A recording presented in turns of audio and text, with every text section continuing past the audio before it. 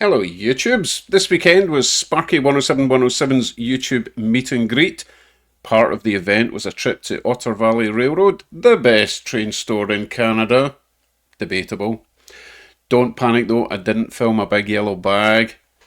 I sort of half filled this little yellow bag, so that's not too bad. Oh, and also I might have bought an entire train set.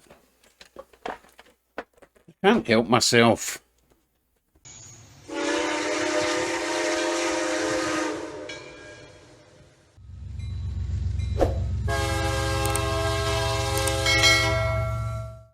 Now, I do want to clarify, I am not sponsored by OVR, but a boy can dream.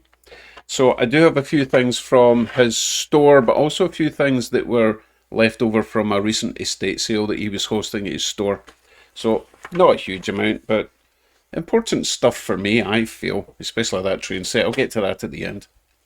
First up then, a couple of packs of couplers. These are short underset shank. These are specifically for a couple of locos that I've got where the coupler just seems to be a wee bit high. Can't use these with any locos that I've got ploughs, they don't stick out far enough.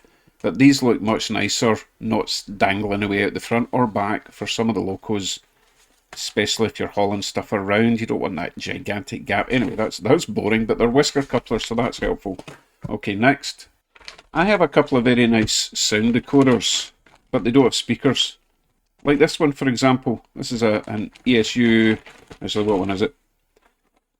This is designed for a Bowser. You might have seen this one before. I actually put it in another loco. It sounds amazing, but it's not the right decoder for that particular loco, so I'm keeping it for something else. However, it doesn't have a speaker.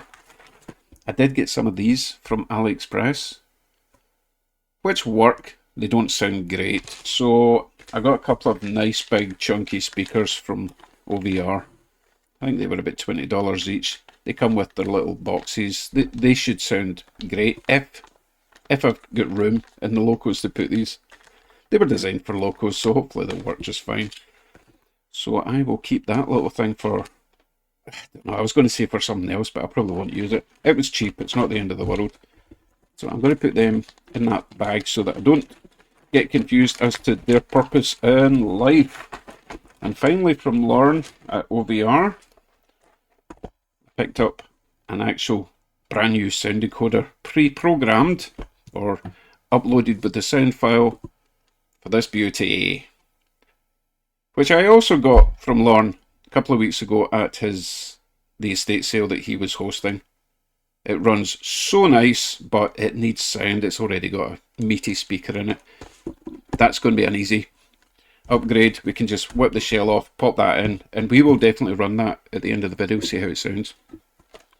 So that's all the new items I got from Lauren.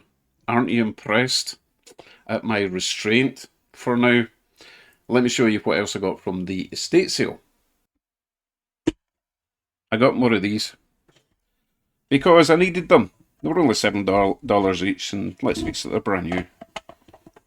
No, it's not $7 for a pair. That would have been nice. But still, $7 each is relatively cheap. They're nice and detailed, especially at the ends. There's a lot of detail in there. So I got a pair of them. That looks very German. I'm not sure what that is. That's... Anthony, if you're watching, tell me what that is. I'm sure that's some sort of German APL. Let me know what that stands for. I've seen that somewhere before on something German. Maybe I dreamed it. The other one I got was a pair of cast. I think these are 40-foot jobs, and I've certainly got well cars that can take them. There's no point getting the extra long containers because I don't have well cars big enough for them. They end up having to sit on top and overhanging, and it looks a bit goofy. So, 2 pairs of them, not too bad. Is that all I got? No, wait a second. I also got another Athearn Blue Box, because believe it or not, I don't have one of these. Santa Fe F7 Blue Box, can you believe it? Now, I already threw this on the track because I was desperate to see how well it ran.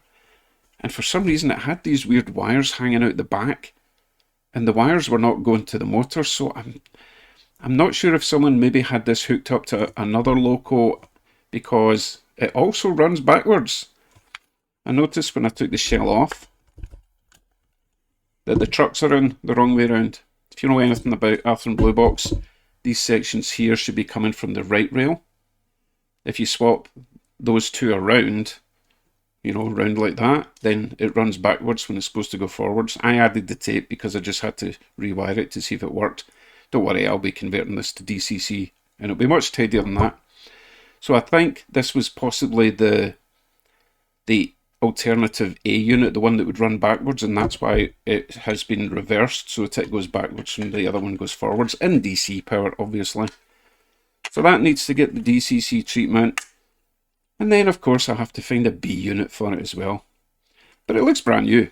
That is really nice. Finally got one. Can't believe it's taken me this long to get a F7 War Bonnet Santa Fe. And I've got plenty of coaches to haul behind it, so I just need a B unit. Or maybe another A unit. Oh, no. Okay, let's get on to the big box of new to me train. You saw it at the start. Actually, when I say new to me, I think it's new, just new old stock. I don't think this has ever been opened. Why on earth did I get a train set? I think this has even got a power controller in it. Too big to... I'll need to show you it one by one. But basically we've got the Steam Loco, which is what I bought this for because I don't have one and I really wanted one. And we have got 4 or 5 really nice tank cars actually, and a little caboose that we could always modify in the future. I'm going to quickly open up the box and see if it does have... It might have track and a power supply, I don't know. But I'll have a quick look and I'll bring up the Loco. I'm sure you've seen all the tank cars before. Don't desperately need to see them. Desperately to see the Loco though. Yes indeed, we do have a whole train set. Comes in 2 parts, which is nice. So we've got all the instructions, the warranty, which is completely out of date now. Look at this. Brand new. Power supply. Rail connectors. Oh my goodness, that shows how old they are. Brass rail connectors. Little power supply wire. Couplers, whatever those are. I always forget what those things are. That thing there. Oh, please tell me what they are. Something to do with lining up the track, I think. No idea. Nah, no idea. So that's great. I actually will be able to use that controller for other things on the layout. Let's have a quick look at one of the tank cars. Actually, I really like the red one. Oh, plastic wheels. Talgo. Trucks. Nasty couplers, but we can upgrade them relatively easy with my cunning technique. But I really like these tank cars. They're weighted just fine. Add some metal wheels, adds a wee bit more weight. They look fine. I've got piles of them and they look great going around the track with a smaller Loco. So I've now got like 4 of these, or maybe 5 of the black ones. They look good all together. Okay, let's go on to the other layer, because that has a Steam Loco that I'm desperate to see. But also has track. Old brass track. Which is a shame because I don't know anyone that uses that. If anyone local needs some nice brand new... Oh my goodness, look how thick that... Look how thick the railing is. The rails, sorry. But yeah, if anyone needs some of that track and they're not fussy about having nickel, silver stuff, you are welcome to come and pick that up. I'm not posting it. One curved rear railer, which is nice, and a whole pack of curves, and something that just fell on the floor. Oh, it was part of the elastic band, which is, oh my goodness, the elastic band is actually gone. You can actually snap the elastic band, look. That's how old this is. Oof. Wow. That's actually a good sign, because that means it's been stored somewhere very dry, as opposed to somewhere wet and damp, because there's no rust in that at all, or oxidization. I don't know, not quite sure what brass does. Right, let's get onto this Loco.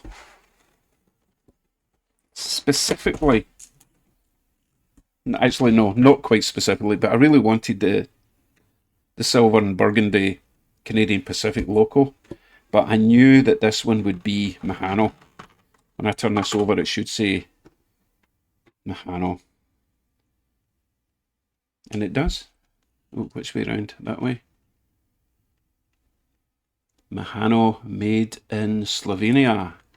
Believe it or not, these run great around my track with its Code 83 Atlas, despite having giant flanges. So anytime I see a Mahano steam loco at a decent price, I'm going to grab them because they run great. Reasonable detail. Got its bell. Anytime you buy a second-hand Mahano, usually the bell's missing. Don't know why. I guess they just fall out. Oh, I'm so looking forward to running that.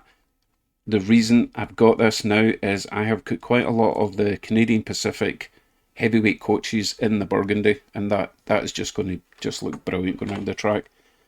Obviously has to get DCC converted, obviously, but that's a job for another day. For now, we're actually going to quickly install the decoder in this. Let me move this out the way then. This will only take a jiffy, possibly even a jiffette. This intermountain design is really good because all we have to do is remove the couplers and the chassis slides out of the shell. Really good that way. And the couplers are even in their own little boxes. So we remove a screw. Coupler box slides out, everything stays together like so. Same for the rear. Like so. Where are we? There. It does come apart, but you know, if you can keep it together, it makes it so much easier to get back in. And now we can just lift this off. Like so. Everything is attached. The way it connects the lights for the ditch lights, those little tabs down there. So it's important when you put this back on that you screw it down with the couplers or it doesn't make the connection from those little guys at the front onto those little pads there. So that is important, as we found out if you watch me try this on the track for the first time. Right, I'll move this out of the way and we'll fit the new decoder. So we just have to remove the old decoder, which is just a basic non-sound decoder. It's just fine if you don't need sound. You just got to be careful removing these. You don't want to bend those little pins there. Find our new decoder, which is still in its box. Sorry, I should have prepped. It has been opened before, obviously, because Lauren had to program this for this specific loco. Instructions, I'm sure I've got all the functions. Yes, indeed. Big box for such a small item. And that will just pop in place. It can only go in one way. If you look there, there's a little blank for that pin, or not, a not pin. So that goes in there where there's no pin, okay? You see, there's a pin missing. That aligns with that section there that's going to open. Anyway, making this much longer than it has to be. Make sure you line them up correctly. Nothing fouling. Push that down. We are now sound decodered. You know what? This actually has really good sound, but the speakers aren't huge, which means those speakers I got are going to be even louder, or at least bassier. It's the bass that you're wanting. Right, so I'll throw this together, and then we'll be done, right?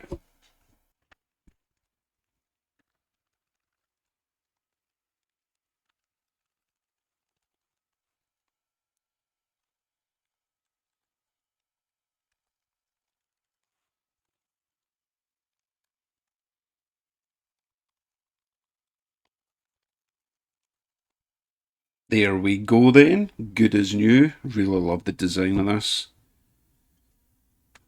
I had no idea that Intermountain were quite so detailed and easy to work on, as you've just seen. Need to make sure that wee chain doesn't get caught up in the inside of the truck. Another amazing bit of detail. I think it's supposed to hang out the way. Yeah. You see what I mean? That chain wants to go up there, so I don't think it would cause any harm, to be honest. Okay, enough waffle. Let's get that to the track, see how it sounds, and get my new steam locomotive to the track. And if it works well, we'll hook up the passenger coaches for the parade lap at the end, but we'll do the sound thing first, okay? Now, I did go ahead and throw this on the programming track, so I've changed the number to 3023. I've changed a couple of CV settings so that it accelerates, decelerates nice and gently. With regards to sound, I have no idea. Right, let's flick over to DCC. I think these fire up. Oh, actually we might have to press a button. Let's find out. Okay, we have to press a button. Which button is it? Is it 8? Yes.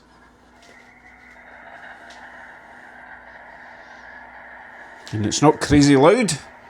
I don't know if that's factory setting or if that's something that Lorne did. Okay, let's try the bell. Indeed. Horn. Nice. Why is the bell not going off?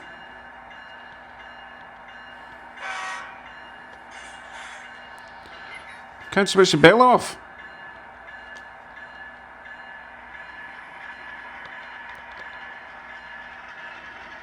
Now the bell goes off. Oh, I wonder if the bell stays on for a certain amount of time. Brake squeal, lovely.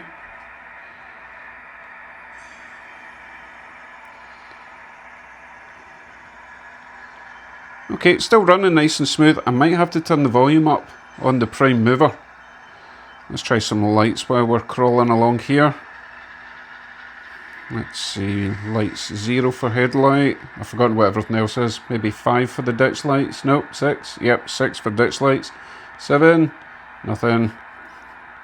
Oh, 8 mutes it. 9, nothing. I'm sure it's got little number board lights somewhere. Let's try F10. 11. 12. I'm running out of space. 13. 14. I need to relearn everything. But it seems to work. Let's try the bell one more time. So that's me switched it on. I'm going to switch it off now. Huh, seems to be going on and off now. Maybe the sound needed running. I don't know. Right. Oh, right. So I seem to be notching up, but it's not moving because I have... Oh no, there it goes now. I need to learn this. The main thing is it works. I do love brake squeal when it stops.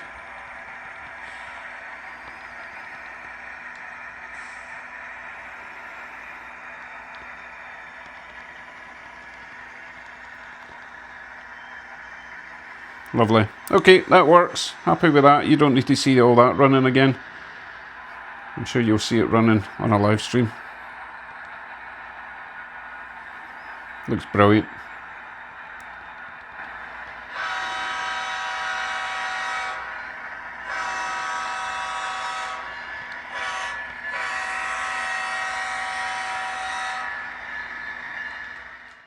Cool, let's get our new steam train on the track, see how it performs. Now, I did whip off the base plate on the underside to check the gears, and sure enough, bone dry. So I've greased it up, added some lube, added some oil to the rod pivot points, the spinny bits, you know what I mean. The weird thing is, as much as I think this is brand new, it does have a knuckle coupler at the back. Pretty sure that would have come with horn hooks, so not sure if it's been used or just upgraded a little bit. So we'll find out. We'll find out if it needs running or not. Right now, right, let's give it some juice.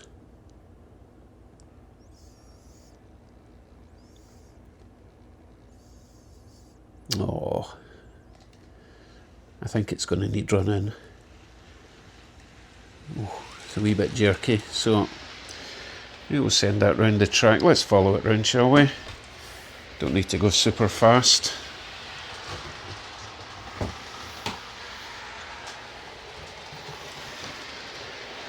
It looks jolly nice though, and as predicted, it is running perfectly on my track. I'm still flabbergasted that these Mahanos with their big flanges run so well. Had a wee bit of a jump at those points, but I can live with that.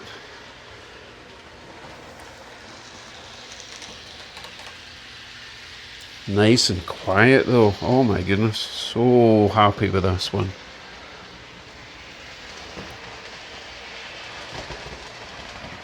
Yep, a wee bit jumpy at the points. That's okay. That's the worst it will get. Just need to brush away the cobwebs from the contacts so that it doesn't jutter, stutter, jerk. So I think what I'll do is, I'll run this in half an hour each way, forward and back, and then we'll go for the parade lap with my big Canadian Pacific heavyweight coaches. It's going to look just amazing.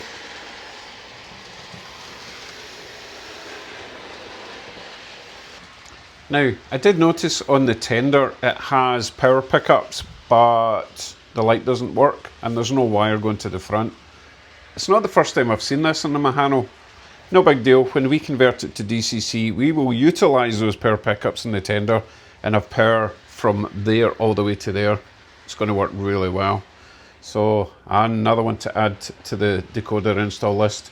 Might even get sound. Thanks for watching. Time to dig out my heavyweight coaches, go for a very nice parade lap, I think. See you soon.